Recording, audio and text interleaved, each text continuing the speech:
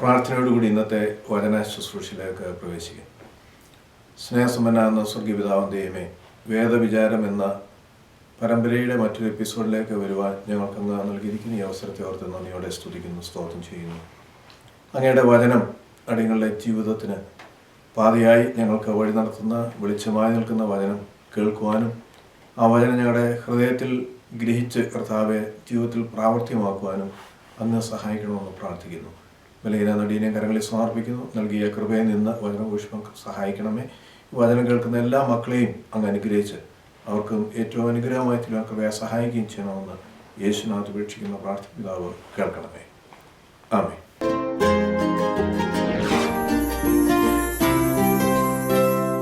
ഇന്ന് നമ്മുടെ ചിന്തയ്ക്കായി ഇരമ്യ പ്രവചനം 29-ാം അധ്യായം 11-ാമത്തെ തിരുവചനം. The prophecy of Jeremiah chapter 29 verse 11. നിങ്ങൾ പ്രത്യാശിക്കുന്ന സമാപ്തി നിങ്ങൾക്ക് നൽകുവാൻ തക്കവണ്ണം ഞാൻ നിങ്ങളെക്കുറിച്ച് നിരൂപിക്കുന്ന പദ്ധതികൾ എന്തെന്ന് ഞാൻ അറിയുന്നു. അവ തിന്മയ്ക്കല്ല, നന്മയ്ക്കുള്ള പദ്ധതികളത്രേ എന്ന് യഹോവ അരുളി ചെയ്യുന്നു. ത്രിയേക ദൈവത്തിൻ്റെ തിരുനാമത്തിന് മഹത്വം ഉണ്ടാകട്ടെ.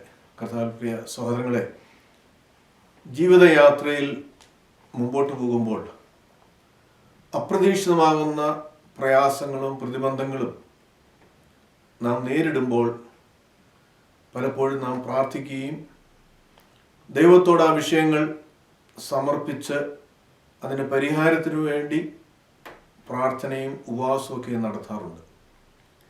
എന്നാൽ കാലം നീണ്ടുപോയി അതിനൊരു പരിഹാരം കാണാതെ വരുമ്പോൾ പലപ്പോഴും നമ്മുടെ മനസ്സ് തളർന്നു പോകും.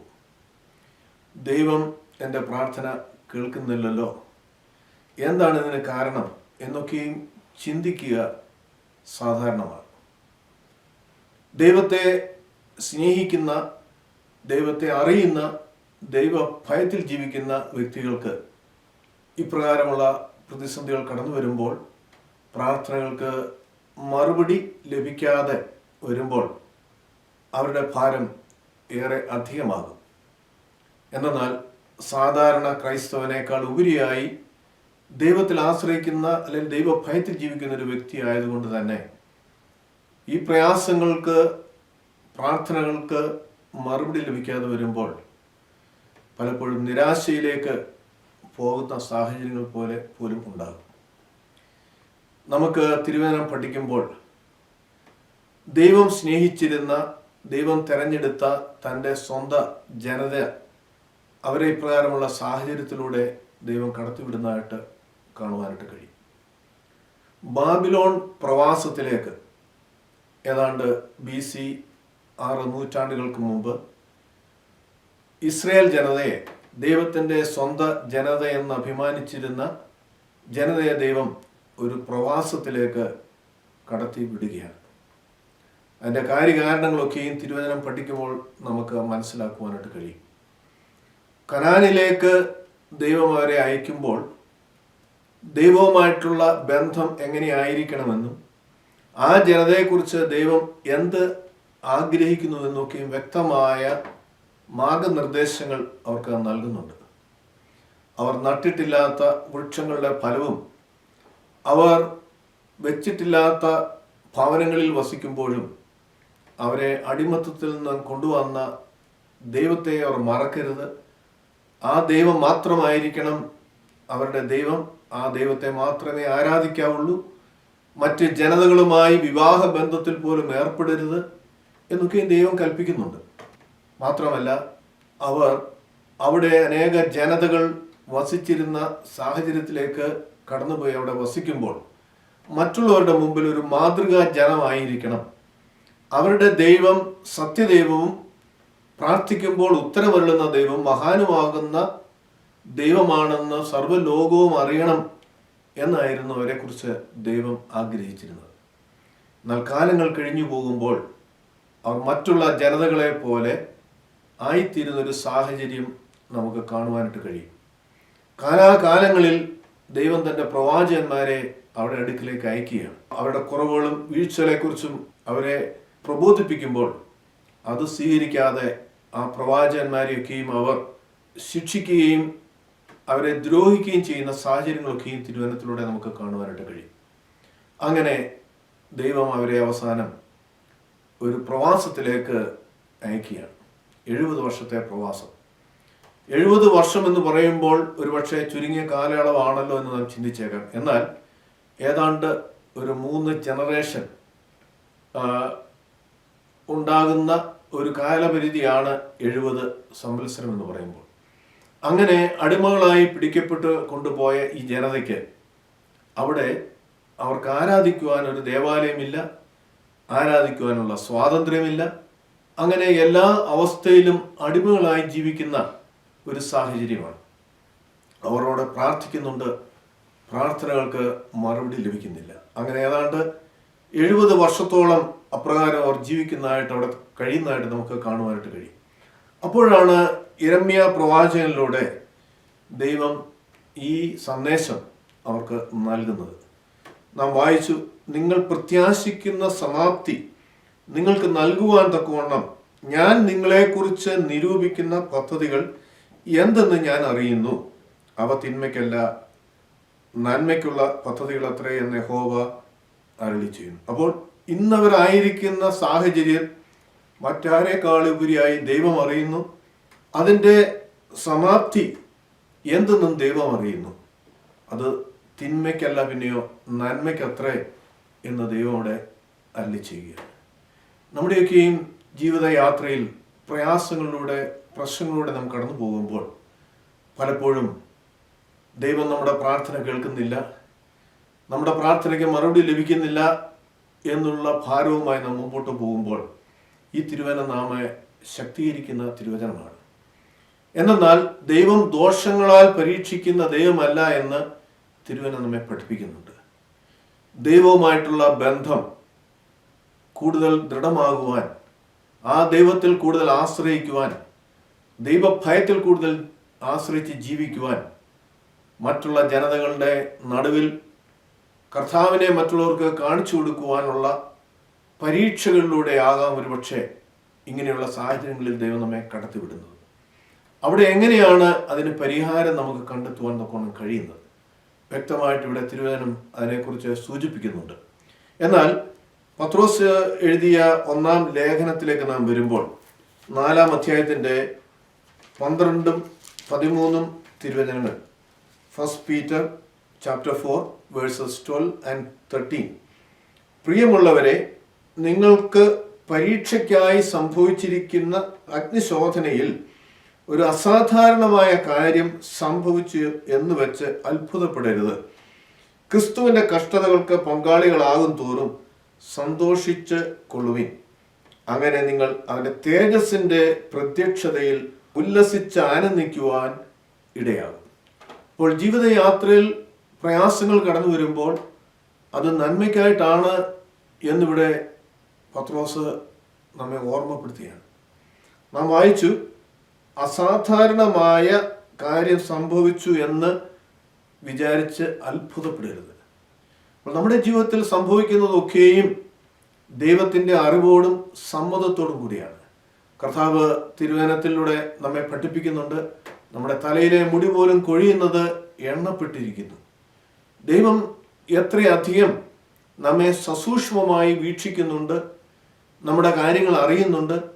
ഇന്നത്തെ കാര്യങ്ങൾ മാത്രമല്ല, നമ്മുടെ ഭാവി പോലും അറിയുകയും അത് നന്മയിലേക്ക് നയിക്കുവാൻ ആഗ്രഹിക്കുകയും ചെയ്യുന്ന ദൈവമാണ് നമ്മുടെ ദൈവം.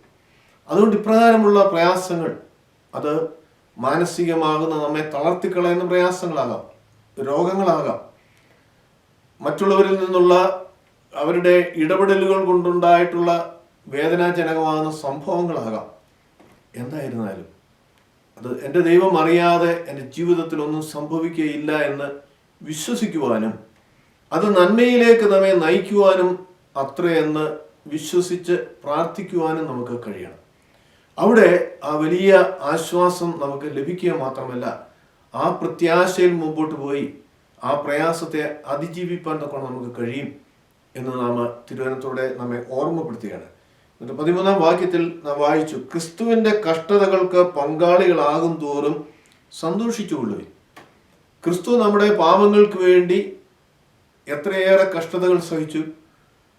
ആ കഷ്ടതയുടെ ഒരു പങ്ക് ഏറ്റെടുക്കുവാൻ നമുക്ക് കഴിയുന്നുവെങ്കിൽ അത് ഭാഗ്യമെന്നാണ് ഇവിടെ തിരുവചനം നമ്മെ ഓർമ്മപ്പെടുത്തുക. അങ്ങനെ നിങ്ങൾ അവൻ്റെ തേജസ്സിൻ്റെ പ്രത്യക്ഷതയിൽ ഉല്ലസിച്ചാനന്ദിക്കുവാൻ ഇടവരും. അപ്പോൾ ജീവിതത്തിൽ പ്രയാസങ്ങൾ വരുമ്പോൾ, പ്രശ്നങ്ങൾ വരുമ്പോൾ അവിടെ തളരാതെ പ്രത്യാശയോടുകൂടി, ദൈവം ഒരുപക്ഷെ നാം ആഗ്രഹിക്കുന്ന സമയത്ത് അതിന് പരിഹാരം കണ്ടെത്തുവാൻ കഴിഞ്ഞില്ലെങ്കിലും ദൈവം ഒരിക്കൽ അതിനൊരു ശാശ്വതമായ ഒരു പരിഹാരം നമുക്ക് നൽകും എന്ന് വിശ്വസിക്കുകയും പ്രാർത്ഥിക്കുകയും ചെയ്യണം എന്ന് തിരുവചനം നമ്മെ ഓർമ്മപ്പെടുത്തുകയാണ്. യാക്കോബിന്റെ ലേഖനത്തിലേക്ക് നാം വരുമ്പോൾ 1-ാം അധ്യായത്തിന്റെ 12-ാമത്തെ തിരുവചനം, പരീക്ഷ സഹിക്കുന്ന മനുഷ്യൻ ഭാഗ്യവാൻ, എന്തെന്നാൽ അവൻ യോഗ്യൻ എന്ന് തെളിഞ്ഞ ശേഷം കർത്താവ് തന്നെ സ്നേഹിക്കുന്നവർക്ക് വാഗ്ദത്തം ചെയ്തിരിക്കുന്ന ജീവകിരീടം പ്രാപിക്കും. അവൻ യോഗ്യൻ എന്ന് തെളിഞ്ഞ ശേഷം. എങ്ങനെയാണ് നാം യോഗ്യത തെളിയിക്കുന്നത്? പരീക്ഷ കടന്നു വരുമ്പോൾ ആ പരീക്ഷയിൽ തളർന്നു പോകാതെ വിശ്വാസത്തിൽ സ്ഥിരതയുള്ളവരായി ദൈവത്തോട് ചേർന്ന് നിൽക്കുമ്പോഴാണ് ആ യോഗ്യത തെളിയിക്കുവാൻ നമുക്ക് കഴിയുന്നത്. അങ്ങനെ തെളിയിച്ച ശേഷം കർത്താവ് തന്നെ സ്നേഹിക്കുന്നവർക്ക് വാഗ്ദത്തം ചെയ്തിരിക്കുന്ന ജീവകിരീടം പ്രാപിക്കുമെന്നാണ് യാക്കോബ് ശ്ലീഹ ഇവിടെ രേഖപ്പെടുത്തിയിരിക്കുന്നത്. നമ്മുടെയൊക്കെ ആത്മീയ ജീവിതത്തിൽ പ്രയാസങ്ങൾ, പ്രശ്നങ്ങൾ കടന്നു വരുമ്പോൾ അത് നന്മയ്ക്കായിട്ടാണ്, അത് കൂടുതൽ അനുഗ്രഹങ്ങളിലേക്ക് നയിക്കപ്പെടുന്നതിനാണ് എന്നുള്ള ഒരു വലിയ ബോധ്യം നമുക്കുണ്ടാകുമ്പോൾ ആ ബോധ്യം പ്രത്യാശയുള്ളവരായി മുമ്പോട്ട് പോകുവാൻ, ആ പ്രശ്നങ്ങളുടെ മീതെ മുമ്പോട്ട് പോകുവാൻ നമുക്ക് കഴിയും. മറിച്ച് നമ്മുടെ പ്രതികരണം മറിച്ചാണെങ്കിൽ, അതായത് നാം പ്രാർത്ഥിച്ചിട്ടും പ്രാർത്ഥന കേൾക്കുന്നില്ല എന്നുള്ള ഒരു സാഹചര്യത്തിൽ നാം സാഹചര്യങ്ങളെ പഴിചൊല്ലി, ദൈവത്തെ പഴിചൊല്ലി നാം മുമ്പോട്ട് പോകുന്നുവെങ്കിൽ നമ്മുടെ ആത്മീയ ജീവിതം ഒരു വിജയപ്രദമായ ആത്മീയ ജീവിതമാണ് എന്ന് നമുക്ക് അവകാശപ്പെടുവാൻ കഴിയുകയില്ല. ആത്മീയ ജീവിതം എന്ന് പറയുമ്പോൾ കർത്താവ് വളരെ വ്യക്തമായിട്ട് നമ്മെ പഠിപ്പിക്കുന്നുണ്ട്. നിങ്ങൾക്ക് ലോകത്തിൽ കഷ്ടമുണ്ട്, എന്നാൽ ഞാൻ ലോകത്തെ ജയിച്ചിരിക്കുന്നു. നമ്മുടെ ഈ ലോക ജീവിതയാത്രയിൽ കഷ്ടതകൾ ഉണ്ടാകും. ആ കഷ്ടത അതിജീവിക്കുവാൻ കഴിയുന്നത് ഈ ലോകത്തെ ജയിച്ച കർത്താവിൽ ആശ്രയിച്ച് മുമ്പോട്ട് പോകുമ്പോഴാണ്. അപ്രകാരം നാം മുമ്പോട്ട് പോകുമ്പോഴാണ് പ്രത്യാശയിൽ ഈ പ്രശ്നങ്ങളെ അതിജീവിച്ച് മുമ്പോട്ട് പോകാൻ നോക്കണം നമുക്ക് കഴിയുന്നത് എന്ന് തിരുവചനം നമ്മെ ഓർമ്മപ്പെടുത്തുകയാണ്. 2 കൊറിന്ത്യൻസ് 1-ാം അധ്യായത്തിന്റെ 14-ാമത്തെ തിരുവചനത്തിലേക്ക് നാം വരുമ്പോൾ നാം പ്രകാരം വായിക്കുന്നു. 2 കൊറിന്ത്യൻസ് ചാപ്റ്റർ 1 വേഴ്സ് 4. അവൻ ഞങ്ങളുടെ സകല കഷ്ടതകളിലും ഞങ്ങളെ ആശ്വസിപ്പിക്കുന്നു. അങ്ങനെ ദൈവത്തിൽ നിന്ന് ഞങ്ങൾ പ്രാപിച്ച ആശ്വാസത്താൽ ഏത് കഷ്ടതയിലും ആയിരിക്കുന്നവരെ ആശ്വസിപ്പിക്കുവാൻ ഞങ്ങൾ പ്രാപ്തരാകേണ്ടതിന് തന്നെ. അപ്പോൾ എന്തിനാണ് നമ്മെ ഇപ്രകാരമുള്ള പ്രയാസങ്ങളിലൂടെ ദൈവം കടത്തിവിടുന്നത്? അതൊരു ചോദ്യമാണ്.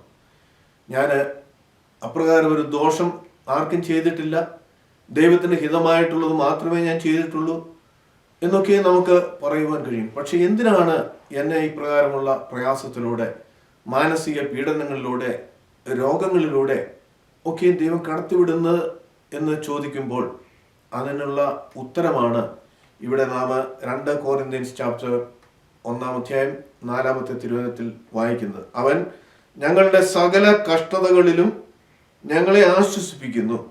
അങ്ങനെ ദൈവത്തിൽ നിന്ന് ഞങ്ങൾ പ്രാപിച്ച ആശ്വാസത്താൽ ഏത് കഷ്ടതയിലും ആയിരിക്കുന്നവരെ ആശ്വസിപ്പിക്കുവാൻ ഞങ്ങൾ പ്രാപ്തരാകേണ്ടതിന് തന്നെ. അപ്പോൾ നാം ഒരു പ്രയാസത്തിലൂടെ കടന്നു പോയെങ്കിൽ മാത്രമേ അപ്രകാരമുള്ള പ്രയാസത്തിലൂടെ കടന്നു പോകുന്ന വ്യക്തികളുടെ വേദനയും ഭാരവും അതിൻ്റെ പൂർണ്ണ അർത്ഥത്തിൽ നമുക്ക് മനസ്സിലാക്കുവാനായിട്ട് കഴിയുകയുള്ളൂ. അപ്പോൾ മാത്രമേ ആ വ്യക്തികളെയും ആ വേദനയോടുകൂടി അവർക്ക് വേണ്ടി പ്രാർത്ഥിക്കുവാനും ആശ്വസിപ്പിക്കുവാനും നമുക്ക് സാധ്യമാകുകയുള്ളൂ. അപ്പോൾ ഒരു ദൈവ പൈതലിനെ ഒരു അപ്രകാരമുള്ളൊരു പ്രശ്നത്തിലൂടെ കടത്തിവിടുമ്പോൾ അത് അവൻ്റെ ജീവിതത്തിൽ അനുഗ്രഹമായി പിന്നീട് അത് തീരുക മാത്രമല്ല, അവൻ ബന്ധപ്പെടുന്ന അനേകർക്ക് അത് അനുഗ്രഹമായി തീരുവാനുള്ള മുഖാന്തരം കൂടിയാണ് എന്ന് തിരുവചനം നമ്മെ ഓർമ്മപ്പെടുത്തുകയാണ്. പ്രാർത്ഥന എന്ന് പറയുമ്പോൾ മറ്റൊരു വ്യക്തിയുടെ വേദന മനസ്സിലാക്കി, അവൻ്റെ ഭാരം മനസ്സിലാക്കി, ആ വ്യക്തി പ്രാർത്ഥിക്കുന്നത് പോലെ പ്രാർത്ഥിക്കുവാൻ എനിക്കും നിങ്ങൾക്കും കഴിയുമ്പോഴാണ് ആ വ്യക്തിയുടെ സങ്കടങ്ങളും കർത്താവ് ഏറ്റെടുക്കുന്നത്, അവനും ആശ്വാസം നൽകുന്നത്. അതാണ് ഇവിടെ പൗലോസ് നമ്മെ ഓർപ്പിക്കുന്നത്. അങ്ങനെ ദൈവത്തിൽ നിന്ന് ഞങ്ങൾ പ്രാപിച്ച ആശ്വാസത്താൽ ഏത് കഷ്ടതയിലും ആയിരിക്കുന്നവരെ ആശ്വസിപ്പിക്കുവാൻ ഞങ്ങൾ പ്രാപ്തരാകേണ്ടതിന് തന്നെ. അപ്പോൾ ആ ഒരു പ്രാപ്തി, അതായത് ഞാൻ എൻ്റെ ജീവിതത്തിൻ്റെ പ്രശ്നങ്ങളിലൂടെ കടന്നു പോയപ്പോൾ ഞാൻ എപ്രകാരം ദൈവത്തോട് പ്രാർത്ഥിച്ച് ആ പ്രാർത്ഥന ദൈവം കേട്ട് നമ്മെ ബലപ്പെടുത്തി, ആ അനുഭവം മറ്റുള്ളവരുമായി പങ്കുവയ്ക്കുവാൻ, ആ സാക്ഷ്യം മറ്റുള്ള മുമ്പിൽ പറയുവാൻ നമുക്ക് കഴിയുമ്പോഴാണ് മറ്റൊരുവനെയും, പ്രയാസത്തിലായിരിക്കുന്ന ഒരുവനെയും ആ വലിയ കഷ്ടതയിൽ നിന്ന് അതിജീവിച്ച് മുമ്പോട്ട് പോകാനും വിശ്വാസത്തിൽ ഉറപ്പിക്കുവാനും നമുക്ക് കഴിയുന്നത് എന്ന് തിരുവചനം നമ്മെ ഓർമ്മപ്പെടുത്തുകയാണ്. യെരമ്യാ പ്രവചനം 29-ാം അധ്യായത്തിലേക്ക് നാം വരുമ്പോൾ 29-ാം അധ്യായത്തിൻ്റെ 12-ഉം 13-ഉം തിരുവചനങ്ങളിൽ ഈ പ്രയാസങ്ങളിലായിരിക്കുന്ന ജനത എങ്ങനെയാണ് പ്രശ്നങ്ങളിൽ നിന്ന് അവർക്ക് വിമോചനം ലഭിക്കുന്നതെന്ന് കൂടി നമുക്ക് വായിക്കുവാനായിട്ട് കഴിയും. അപ്പോൾ നിങ്ങൾ എന്നോട് നിലവിളിക്കും, എൻ്റെ സന്നിധിയിൽ വന്ന് പ്രാർത്ഥിക്കുകയും ഞാൻ നിങ്ങളുടെ പ്രാർത്ഥന കേൾക്കുകയും ചെയ്യും. അപ്പോൾ ഒരു പ്രശ്നത്തിൻ്റെ താഴ്വരകളിൽ കടന്നു പോകുമ്പോൾ എന്താണ് ഞാനും നിങ്ങളും ചെയ്യേണ്ടത്? ഇവിടെ ഇസ്രായേൽ ജനതയോട് ദൈവം തിരഞ്ഞെടുത്ത തൻ്റെ സ്വന്തം ജനതയോട് പറയുന്ന കാര്യം തന്നെ, രണ്ടാം ഇസ്രായേലായ ദൈവത്തിൻ്റെ യേശുവിൻ്റെ ക്രൂശ് മരണം മൂലം ആ വലിയ രക്ഷയുടെ സന്തോഷത്തിലേക്ക് കടന്നു വന്ന നമ്മെയും കുറിച്ചും ദൈവം ആഗ്രഹിക്കുന്ന ഇതാണ്. അപ്പോൾ നിങ്ങൾ എന്നോട് വിളിച്ചപേക്ഷിക്കും, എൻ്റെ സന്നിധിയിൽ നിന്ന് പ്രാർത്ഥിക്കുകയും ഞാൻ നിങ്ങളുടെ പ്രാർത്ഥന കേൾക്കുകയും ചെയ്യും. നിങ്ങൾ എന്നോട് വിളിച്ച് അപേക്ഷിക്കും. അപ്പോൾ നമുക്ക് പ്രശ്നങ്ങളുടെ താഴ്വരകളിൽ മറ്റൊരിടത്തും പരിഹാരം കാണുവാൻ കഴിയുകയില്ല. നമ്മുടെ പ്രശ്നത്തിന് പരിഹാരമായി നമ്മുടെ ദൈവം മാത്രമേ ഉള്ളൂ എന്നുള്ള വിശ്വാസത്തോടു കൂടി, അത് തിന്മയ്ക്കല്ല പിന്നെയോ നന്മയ്ക്കാണ് എന്നുള്ള വിശ്വാസത്തോടു കൂടി ദൈവത്തെ വിളിച്ചപേക്ഷിക്കുവാൻ കൊണ്ട് നമുക്ക് കഴിയണം. എന്നിട്ട് 13-ാം വാക്യം പറയുന്നു, നിങ്ങൾ എന്നെ അന്വേഷിക്കും, പൂർണ്ണ ഹൃദയത്തോടെ അന്വേഷിക്കുമ്പോൾ നിങ്ങൾ എന്നെ കണ്ടെത്തും. അപ്പോൾ എങ്ങനെയാണ് നാം അന്വേഷിക്കേണ്ടത്? പൂർണ്ണ ഹൃദയത്തോടെ, ഭാഗികമായല്ല പിന്നെയോ പൂർണ്ണ ഹൃദയത്തോടെ അന്വേഷിക്കുവാൻ കഴിയണമെങ്കിൽ ദൈവം നമ്മെ അറിയുന്നു, ഉള്ളം വണ്ണം അറിയുന്നു. ദൈവം അറിയാതെ എൻ്റെ ജീവിതത്തിലൊന്നും സംഭവിക്കുകയില്ല. ദൈവത്തിന് എൻ്റെ പ്രശ്നത്തിന് മുന്നിൽ ശാശ്വതമായൊരു പരിഹാരമുണ്ട് എന്ന് വിശ്വസിച്ച് പ്രാർത്ഥിക്കുന്ന ഒരു വ്യക്തിക്കാണ് പൂർണ്ണ ഹൃദയത്തോടെ പ്രാർത്ഥിക്കുവാൻ കൊണ്ട് കഴിയുന്നത്. അപ്പോൾ ഇപ്രകാരമുള്ള സാഹചര്യങ്ങളിൽ, അതായത് അടിമത്തത്തിലായിരിക്കുന്ന ഇസ്രായേൽ ജനതയെ കുറിച്ച് നാം ഇവിടെ കാണുന്നുണ്ട്. അപ്രകാരമുള്ള അടിമത്തം എന്ന് പറയുമ്പോൾ പലതരങ്ങളിലൂടെ അടിമത്തത്തിലൂടെ നമുക്കതിനെ വിശേഷിപ്പിക്കാം. ഒരുപക്ഷെ രോഗങ്ങളാകുന്ന, നമ്മെ കാർന്ന് തിന്നുകൊണ്ടിരിക്കുന്ന, വേദനിപ്പിക്കുന്ന അടിമത്തത്തിൻ്റെ ആകുന്ന സാഹചര്യമാകാം. മറ്റുള്ളവരുടെ പീഡനങ്ങൾ, ഒരുപക്ഷെ മേലധികാരികൾ, അല്ലെങ്കിൽ മാതാപിതാക്കൾ, സഹോദരങ്ങൾ, ഭാര്യ, ഭർത്താവ്, അങ്ങനെ മറ്റുള്ളവരിൽ നിന്നുണ്ടാകുന്ന മാനസികമായ പീഡനങ്ങൾ, ഇതൊക്കെയും ഒരു അടിമത്വവുമായിട്ട് നമുക്ക് താരതമ്യപ്പെടുത്താൻ കഴിയും. നാം ഒരു ബന്ധിക്കപ്പെട്ടൊരവസ്ഥയിൽ, നമുക്ക് സ്വാതന്ത്ര്യമില്ലാതിരിക്കുന്ന ഒരവസ്ഥ നമുക്ക് കാണുവാനായിട്ട് കഴിയും. അവിടെ പലപ്പോഴും നാം എങ്ങനെയാണ് പ്രതികരിക്കുന്നത്? നാം ആയിരിക്കുന്ന സാഹചര്യങ്ങളെ പലപ്പോഴും നാം പഴി ചൊല്ലും. ഇന്ന ആളാണ്, ഇന്ന വ്യക്തിയാണ്, ഇന്ന സാഹചര്യമാണ് ഞാൻ ഈ ആയിരിക്കുന്ന അവസ്ഥയ്ക്ക് കാരണം എന്നൊരു പക്ഷേ നാം പറയും. പക്ഷെ ഇവിടെ അതിന് വ്യക്തമായ കാര്യങ്ങൾ ദൈവം യിരെമ്യാ പ്രവാചകനോട് അവർക്ക് നൽകിയാണ്. 29-ാം അധ്യായത്തിൻ്റെ 7-ാമത്തെ തിരുവചനം നാം വായിക്കുന്നു, ഞാൻ നിങ്ങളെ തടവുകാരായി കൊണ്ടുപോകാൻ ഇടയാക്കിയ പട്ടണത്തിൻ്റെ സമാധാനം അന്വേഷിക്കുവിൻ, അതിനുവേണ്ടി യഹോവയോട് പ്രാർത്ഥിക്കുവിൻ, എന്തെന്നാൽ അതിന് നന്മയുണ്ടെങ്കിൽ നിങ്ങൾക്കും നന്മയുണ്ടാകും. അപ്പോൾ ഈ പ്രവാസത്തിൽ അടിമത്തത്തിലായിരിക്കുന്ന സാഹചര്യങ്ങളിൽ അവിടെയുള്ള വ്യക്തികളെ ഓർത്ത് പ്രാർത്ഥിക്കുവാൻ തക്കവണ്ണം പ്രവാചകനോട് ദൈവം ആവശ്യപ്പെടുകയാണ്. ഞാൻ നിങ്ങളെ തടവുകാരായി കൊണ്ടുപോകുവാൻ ഇടയാക്കിയ പട്ടണത്തിൻ്റെ സമാധാനം അന്വേഷിക്കുവിൻ. നിങ്ങൾ ഇന്നായിരിക്കുന്ന ഈ പട്ടണത്തിനു വേണ്ടി നിങ്ങൾ പ്രാർത്ഥിക്കുവിൻ, അതിനുവേണ്ടി യഹോവയോട് പ്രാർത്ഥിക്കുവിൻ, എന്തെന്നാൽ അതിന് നന്മയുണ്ടെങ്കിൽ നിങ്ങൾക്കും നന്മയുണ്ടാകും. അപ്പോൾ ആ സാഹചര്യത്തിലേക്ക് ദൈവം വിട്ടത് എന്തിനാണ്? നമ്മുടെ നന്മയ്ക്ക് വേണ്ടിയാണ്. അപ്പോൾ ആ സാഹചര്യത്തെ പഴിചൊല്ലിക്കൊണ്ട് അതിന് മുഖാന്തരമാക്കിയ വ്യക്തികളെ പഴിചാരിക്കൊണ്ട് നാം പ്രാർത്ഥിച്ചാൽ ഒരു ഫലവും നമുക്കുണ്ടാകുകയില്ല. കാരണം ദൈവം അനുവദിക്കാതെ, ദൈവം അറിയാതെ, ദൈവത്തിൻ്റെ സമ്മതമില്ലാതെ ഇന്ന് നാം കടന്നു പോകുന്ന പ്രശ്നങ്ങളിൽ നാം ആകുകയില്ല. അതിന് ദൈവത്തിൻ്റെ ഉദ്ദേശമുണ്ട്. ദൈവത്തോട് കൂടുതൽ അടുക്കുവാൻ, ദൈവത്തെ കൂടുതൽ സ്നേഹിപ്പാൻ, ദൈവകൃപയിൽ വളരുവാൻ, വിശ്വാസത്തിൽ വളരുവാൻ, നാം വഴി മറ്റുള്ളവരെയും ദൈവത്തിലേക്ക് ആകർഷിക്കുവാനൊക്കെയുമാണ് ഇപ്രകാരമുള്ള പ്രശ്നങ്ങളിലൂടെ ദൈവം കടത്തിവിടുന്നത്. അതുകൊണ്ട് ആയിരിക്കുന്ന സാഹചര്യങ്ങളെ ഓർത്ത് പ്രാർത്ഥിക്കുവാൻ നമുക്ക് കഴിയണം. അത് നന്മയെന്ന് പറയുമ്പോൾ ആ സാഹചര്യം ഉള്ളതുകൊണ്ടാണ്, അല്ലെങ്കിൽ ആ സാഹചര്യത്തിൽ ആക്കിയത് കൊണ്ടാണ് പിന്നീട് അത് നന്മയിലേക്ക് നമ്മെ നയിക്കപ്പെടുന്നത്. അവിടെ അപ്രകാരം നമ്മെ ദ്രോഹിച്ച, നമ്മെ വേദനിപ്പിച്ച, നമ്മെ ഭാരപ്പെടുത്തിയ വ്യക്തികളെ ഓർത്ത് പ്രാർത്ഥിക്കുവാൻ ഒരു വലിയ ചുമതല നമുക്കുണ്ട് എന്ന് ഈ തിരുവചനം നമ്മെ ഓർമ്മപ്പെടുത്തുക. നമ്മുടെ ആത്മീയ ജീവിതത്തിൽ നാം മനസ്സിലാക്കേണ്ട കാര്യം, പലപ്പോഴും നമ്മെ ദ്രോഹിക്കുന്ന അല്ലെങ്കിൽ ഒരുപക്ഷെ ശത്രുക്കളായിരിക്കുന്നവരെ അവർക്ക് നാശത്തിനു വേണ്ടി നാം പ്രാർത്ഥിക്കാം, അല്ലെങ്കിൽ ഒരുപക്ഷെ പ്രാർത്ഥിച്ചില്ലെങ്കിൽ പോലും മനസ്സിൽ ഒരുപക്ഷെ നാം ചിന്തിച്ചേക്കാം. എന്നാൽ അതൊരിക്കലും അരുതെന്ന് തിരുവചനം നമ്മെ ഇവിടെ ഓർമ്മപ്പെടുത്തുകയാണ്. നമ്മുടെ ആത്മീയ ജീവിതം ആത്മീയമായി നമുക്ക് വളരുവാൻ കഴിയുന്നത് കർത്താവ് പഠിപ്പിക്കുന്ന തൻ്റെ ഗിരിപ്രവർ ശത്രുക്കളെ സ്നേഹിക്കുവാൻ കർത്താവ് നമ്മെ പഠിപ്പിക്കുന്നുണ്ട്. അപ്പോൾ നാം ഇന്നായിരിക്കുന്ന സാഹചര്യങ്ങളിൽ മറ്റുള്ളവർക്ക് ദോഷം വരുവാൻ നാം ഒരിക്കലും ആഗ്രഹിക്കരുത്. മാത്രമല്ല അവർക്ക് വേണ്ടി പ്രാർത്ഥിക്കുവാൻ തക്കോണം നമുക്ക് കഴിയണം. അങ്ങനെ നാം പ്രാർത്ഥിക്കുമ്പോൾ നമുക്കും അനുഗ്രഹങ്ങൾ ലഭിക്കുന്നതായിട്ട് തിരുവചനം നമ്മെ ഓർമ്മപ്പെടുത്തുകയാണ്. അതിൻ്റെ പല സംഭവങ്ങളും തിരുവചനത്തിൽ നമുക്ക് കാണുവാനായിട്ട് കഴിയും. ഇയ്യോബിൻ്റെ ജീവിതം നാം പരിശോധിക്കുമ്പോൾ ഇയ്യോബ് ഏറെ കഷ്ടതകളിലൂടെ കടന്നുപോയ വ്യക്തി. തൻ്റെ സ്നേഹിതന്മാർ, ഉറ്റ സ്നേഹിതർ വന്ന് ഇയ്യോബിനെ കുറ്റം വിധിക്കുമ്പോൾ, പഴിചാരുമ്പോൾ മാനസികമായ ഏറെ പീഡനങ്ങളിലൂടെ ഇയ്യോബ് കടന്നു പോവുകയാണ്.